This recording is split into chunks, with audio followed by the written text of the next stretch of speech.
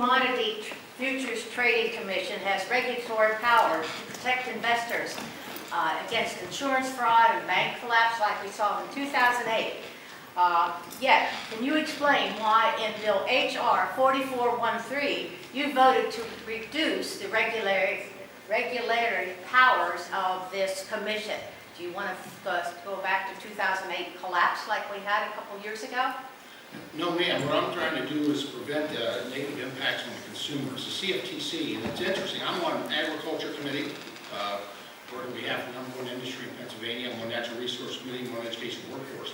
And most people will be surprised to hear that on my education in the Agriculture Committee, we actually have jurisdiction over the CFTC because of agriculture commodities. Those commodities, those are end users. Those are people that are not buying for speculative market. They're buying commodities that are regulated by the CFTC, in order to make sure it's the people that make bread looking to get flour. So they make sure that they can manufacture, they can make the bread, and it's affordable for consumers. It's for our power plants who use all kinds of different types of energy to make sure that they can purchase that on the market. And so it's really trying to rein in the unintended consequences that happen from Frank Dodd's. I don't think they were intentional. I don't think the people that wrote Frank Dodd saw that coming, but it has a real impact on consumers in the end. And it's one of these times. It's just like the president agreeing with me 16 times, hopefully 17 soon, to refine and improve and address the problems with the Affordable Care Act. We, under Frank Dodd's and this CFTC, there are some refinements, improvements need to be made, or you're going to see things that you use and you rely on are going to increase exponentially in cost. Thank you.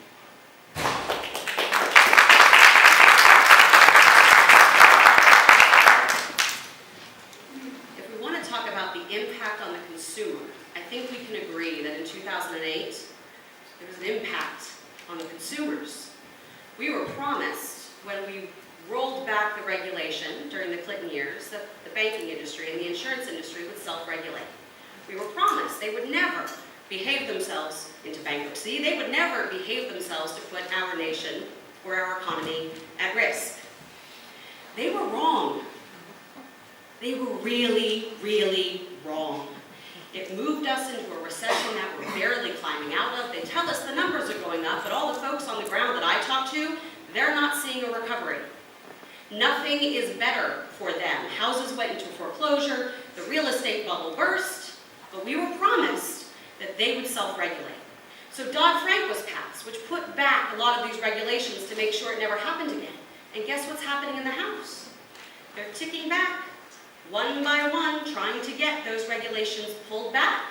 And we know that Citigroup they're drafting legislation and sending it in saying, please, will you pass it? And it does through the House, get stopped up in the Senate. I can't imagine that we want to go back to 2008. We barely made it out the first time.